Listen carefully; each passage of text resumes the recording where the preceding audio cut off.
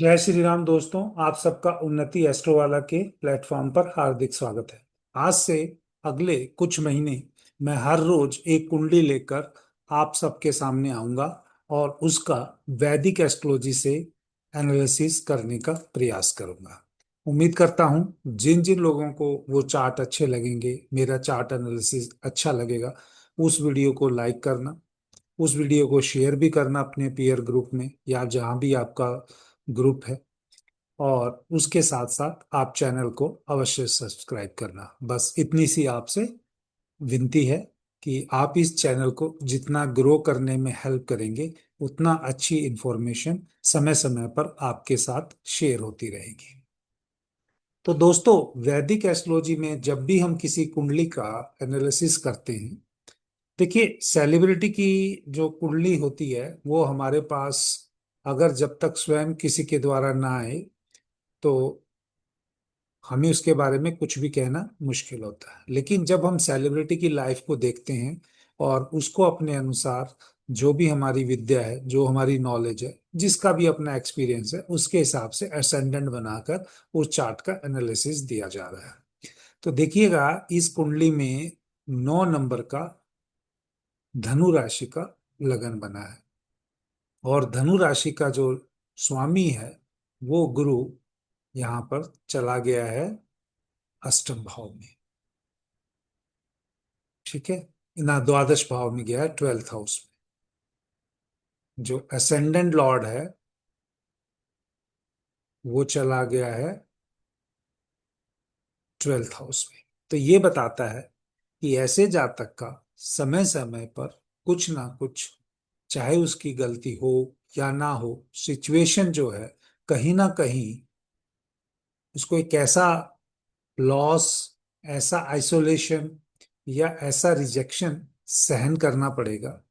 लेकिन क्योंकि 12th house divine, सीधा अपने हाथ में तो कुछ कंट्रोल है नहीं, ईश्वर के हाथ में है। और 12th हाउस का जो लॉर्ड है वो मंगल बना, और मंगल यहाँ पर चला गया 8th हाउस में। तो ये एक विपरीत राजयोग भी बन गया। तो ये तो है कि भाई इनका कैरियर में जो राइज है, किसी का नुकसान और इनका फायदा हो। तो जो भी इनको, अगर इनकी क्रिकेट की जर्नी को जानते हैं, फर्स्ट हैंड इनको वो नहीं मिला होगा। मतलब किसी का, अगर ये कंपटीशन में 3 लोग जोड़ दौड़ रहे हैं, तो 3 लोगों में से पहले का सिलेक्शन होगा। वो सिलेक्शन होने के बाद वो किसी वजह से नहीं खेल पाएगा, तभी इनको अपॉर्चुनिटी मिलेगी। यानी इनका गेम तभी होगा जब somebody अदर पर्सन का लॉस होगा। ये कुंडली है। इस कुंडली के एनालिसिस के अनुसार हम इसको बदल नहीं सकते भैया। ये किसी भी, अगर चाहे मेरी कुंडली है, अगर वहां पर कुछ ऐसी चीजें दिखती हैं या किसी और जातक की कुंडली है, वहां पर जातक को इस हिसाब से ही गुजरना पड़ेगा। अब दूसरी बात क्या हो गई इनके कुंडली में, कि जब से इनका जुपिटर का महादशा स्टार्ट हुआ है, जुपिटर का महादशा स्टार्ट हुआ इनका 15/3/2013 से। तो ये स्थिति प्रोमिनेंटली जो मैंने आपको कहा है ये इनके साथ, और ये 13 साल चलेगा पूरा। तो यानी ये बेसिकली 14/3/2029 तक चलेगा। आज तो हम बात कर रहे हैं तो सितंबर है 2025। तो इसमें से समझो अप्रोक्सीमेटली 2.5 साल या लेस देन 3, आप कह सकते हो लेस देन 4 इयर्स, तीन साढ़े साढ़े तीन साल बचे हुए हैं इनकी लाइफ में। तो इनका कैरियर वहां तक खींच सकता है। और वो कैरियर खींचने से क्या होगा कि इनको ये हमेशा इसके दौर से ही गुजरना पड़ेगा। तो ये इनका, क्योंकि महादशा भी आ गई लग्नेश की, और जब लग्नेश की महादशा आई वो बैठा ही 12th में है। लेकिन लग्नेश का जो स्वामी है लग्नेश एक 0 डिग्री का भी है, देखिएगा लग्नेश। तो ये 0 डिग्री का प्रोमिनेंटली जो है, ये एक तरह से आप समझो कि सॉफ्टवेयर में कुछ कमी पेशी हो सकती है, 11th हाउस में भी जा सकता है। तो यहाँ पर भी 11th में जाएगा तो 29 डिग्री में करीब जाएगा। तो कहीं ना कहीं वो राहु केतु एक्सेस में फिर फंसेगा, फिर उसके ऊपर मैलेफिक इम्पैक्ट आएंगे। लेकिन वहां पर भी ये पता चलेगा, क्योंकि 11th हाउस में गया, गेन होगा ही होगा। क्योंकि मार्स की पोजीशन फिर दोबारा नहीं बदलेगी और वीनस भी फिर रेट्रोगेट है।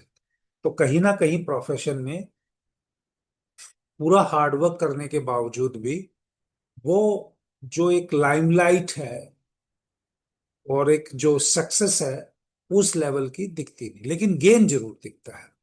पैसा कमाया जा सकता है, बहुत अच्छी लाइफ जी जा सकती है, लेकिन जो एक नेम फेम कमाने का है, वो कहीं ना कहीं कंटिन्यूअसली ब्रेक आ रहा है।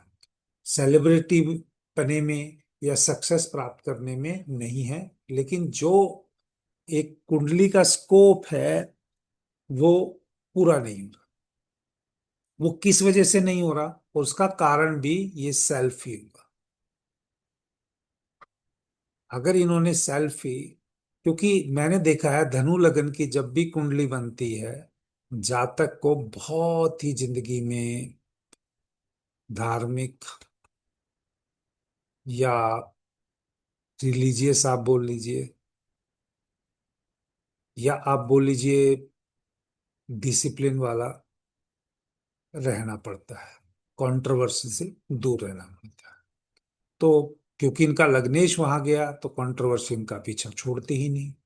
किसी ना किसी तरीके से वो कंट्रोवर्सी पे, अगर अपनी लाइफ को जो बचा हुआ टाइम पीरियड है इसमें कंटिन्यूअसली सक्सेस प्राप्त करनी है, तो इनको अपने आप से कंट्रोवर्सी से अवॉइड करना होगा। क्योंकि जो गुरु है, वो स्वामी जो है लग्नेश के साथ साथ 4th हाउस का भी है, और 4th हाउस का पब्लिक का स्पोर्ट है। तो पब्लिक का स्पोर्ट भी एक तरीके से आप ये मान सकते हैं कि 12th हाउस में गया है। चलिए, ये पहला लग्नेश, और जिस लग्नेश की जो पीरियड चल रहा है उसके हिसाब से बताया। क्योंकि इस दौरान 3 रिजल्ट मिलने हैं पूरे 16 साल में। एफर्ट अच्छा करेंगे, ट्रैवल अच्छा करेंगे, शॉर्ट टर्म या लॉन्ग डिस्टेंस ट्रैवल जो भी आप कह सकते हैं, लेकिन वो शॉर्ट टर्म में ज्यादा रहेगा, खेल के लिए ट्रैवल जो रहेगा। क्योंकि शनि मून वहां पे 3rd हाउस में बैठे हुए हैं। फेमस होने के लिए, क्योंकि इनका जो प्लेनेट है, 1 2 3 4, 4 4 8 1 9, तो इनकी जो राशि है 3 नंबर सप्तम भाव में, वहां पर कोई प्लेनेट नहीं है। तो जो लोगों के साथ इंटरेक्शन करना है, लेकिन उसका लॉर्ड मरकरी भी 11th हाउस में गया, तो आप समझो कि फेमस और सपोर्ट सिस्टम थोड़ा थोड़ा जैसे भी है मिलता रहेगा। और बाकी 11th हाउस में, यानी द लिब्रा राशि में तो बहुत सारे ग्रह बैठे ही हैं। तो ओवरऑल इनको गेन भी होगा, ये इनका है। लेकिन ये क्योंकि दशा और जो ये हाउस एक्टिवेट करने के लिए जुपिटर का रोल ही इंपॉर्टेंट है, और वो जुपिटर का रोल जो है वो बैठा ही 12th हाउस में, तो चाह कर भी। और आप ये भी, मैं ये तो नहीं कहूंगा कि कोई ग्रह मृत अवस्था में है, लेकिन वो बिगिनिंग में है, 0 डिग्री का ही है, या आप मान लीजिए 29 पॉइंट समथिंग का होगा तो इधर रहेगा। तो ये रिजल्ट देने में उतना कामयाब नहीं रहेगा। परंतु अगर किसी की कुंडली में कोई ग्रह 29 समथिंग का बैठा है, तो वो जातक मैंने देखा है फेमस तो होता ही है। 29 का मतलब यही है कि समथिंग वो 29 कुछ मिनट्स भी हो सकता है। लेकिन यहाँ पर 0 0 दिखा रहा है, तो हर सॉफ्टवेयर में कुछ ना कुछ कमी पेशी रहती है। तो इसको मैं इसी हिसाब से ले रहा हूँ। ठीक है। तो ये चीज यहाँ इनकी कुंडली में मुझे प्रोमिनेंटली दिखती है। अब चलते हैं खिलाड़ी के जीवन में। कईयों का जो स्पोर्ट्स का लाइफ है वो बहुत प्रोमिनेंटली बहुत एक्टिव रहता है, उसके लिए 5th हाउस बहुत अच्छा होना चाहिए। 5th हाउस पे बहुत अच्छे, 5th हाउस के अंदर बहुत अच्छे प्लेनेट बैठने चाहिए, पर इनका जो केतु राहु की एक्सेस में ही आ गए। ग्रेस पॉइंट ये है कि सन और वीनस मरकरी उसको 5th हाउस को देख रहे हैं। लेकिन फिर अगर आप देखोगे 5th हाउस का लॉर्ड है वो मार्स है, वो वापिस 8th हाउस में चला गया। तो ये भी बताता है कि इनका जो स्पोर्ट्स का ओवरऑल जो खिलाड़ी का क्रिएटिविटी का जो पीरियड है, वो किसी ना किसी वजह से कठिनाई आती रहेंगी।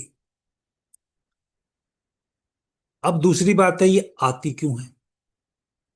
आएंगी इसलिए क्योंकि जो आपकी पास्ट लाइफ के हिसाब से जो आपका कर्म बनता है, पास्ट लाइफ के हिसाब से अगर आपका कर्म बनता है, तो कर्म के हिसाब से अगर आप देखेंगे तो लाइफ में कहीं ना कहीं इनके द्वारा जो, मुझे लगता है पास्ट लाइफ में कहीं डिजायर के लिए, या मतलब राहु का जो मतलब प्रोमिनेंटली मैं ये कहना चाहूंगा कि इनका वो कोई कार्मिक होगा। अब मैं ये किसी को डराता नहीं हूं कि भाई ये राहु केतु पितरों का है या कुछ है, नहीं। राहु का मतलब है कहीं ना कहीं आपने कोई चीज ऐसी रखी है दूसरे से लेके, जो आप डिजर्व नहीं करते थे, वो आपको यहाँ चुकानी पड़ेगी फिर नेक्स्ट बर्थ में। अब ये बहुत सारे लोग वास्तु की रेमेडी के द्वारा, लाल किताब की रेमेडी के द्वारा, या किसी भी अन्य प्रकार की रेमेडी के द्वारा जो चैलेंज करते हैं कि आपकी कुंडली में ये योग नहीं है, या तंत्र के द्वारा, जब आपको पता है कि आपकी कुंडली में योग नहीं है, और वो लोग ऐसा आपको उस रेमेडी के द्वारा दिलाने की कोशिश करते हैं, या क्योंकि जब आपकी कुंडली में लिखा ही नहीं है, आप भगवान चित्रगुप्त से या भगवान इंद्र देवता से या भगवान शिव जी से आप ऊपर तो है नहीं। जब आपकी कुंडली में लिखा नहीं, आपको कार्मिक करना है, आपने ले भी लिया जबरदस्ती, तो लौटाना तो पड़ेगा। ये कार्मिक चल रहा है, पिछली लाइफ में इन्होंने ऐसा किया, इसी वजह से ये इनके साथ इस लाइफ में भी वो रोल प्ले कर रहा है। ऊपर से आप देखोगे फिफ्थ हाउस में केतु भी बैठा हुआ है, वो एक फ्लरिश होते हुए कैरियर में बार बार किसी ना किसी वजह से रुकावट डाल रहा है। दूसरा आप देखोगे सैटर्न मून थर्ड हाउस में बैठा हुआ है, तो वो कहीं ना कहीं बंधन योग बनाता है। और सैटर्न की जो टेंथ एस्पेक्ट है, सैटर्न की जो टेंथ एस्पेक्ट है, वो सीधा जुपिटर के ऊपर ट्वेल्थ हाउस में जा रही है। और जुपिटर यहाँ पे लग्नेश और चतुर्थेश है। तो यानी जो स्वयं के एफर्ट्स में और नेम फेम के एफर्ट में शनि यहाँ पर अपनी दृष्टि के द्वारा देगा जरूर, लेकिन उन सब चीजों को स्लो कर रहा है। तो अगर इस कुंडली के एनालिसिस के और महादशा के बेसिस पे अगर मुझे कुछ कहना हो, तो मैं यही कह सकता हूं कि अगर जातक को अपने कर्म काटने हैं, तो कंटिन्यूअसली किसी से भी किसी प्रकार की डिबेट में ना घुसे जातक, कोई भी कंट्रोवर्सी अपनी लाइफ में ना आने दे, तब तक ये अगर स्पोर्ट्स के या किसी प्रोफेशनल कैरियर में है। अदरवाइज किसी ना किसी कंट्रोवर्सी में आते ही वो इम्पैक्ट सीधा इनके खेल के ऊपर पड़ेगा। तो दोस्तों, आज के चार्ट के अनुसार, आज के एक सेलिब्रिटी के चार्ट में मैंने ये किया, ये आज आपको मिल जाएगा चार्ट आज, यानी अगर हम बात करें तो 10 तारीख है। 10 सितंबर से लेके अगले कह सकते हैं 31 दिसंबर तक आपको हर रोज एक वैदिक एस्ट्रोलॉजी के साथ सेलिब्रिटी पर्सन की कुंडली का एनालिसिस मैं दूंगा। अगर आपको किसी खुद स्वयं सेलिब्रिटी कुंडली का एनालिसिस कराना है, या किसी नॉन पर्सन की कुंडली का एनालिसिस कराना है जो काफी फेमस है, वो आप इस वीडियो के कमेंट सेक्शन में डेट ऑफ बर्थ या उनकी बर्थ डिटेल लिख सकते हैं। और एक बार फिर आप सबसे निवेदन कि आप इस वीडियो को लाइक करना, और इस वीडियो को अपने फ्रेंडशिप सर्कल में या नॉन सर्कल में शेयर भी करना, और चैनल को सब्सक्राइब अवश्य करना। जय श्री राम, हर हर महादेव, ओम नमः शिवाय।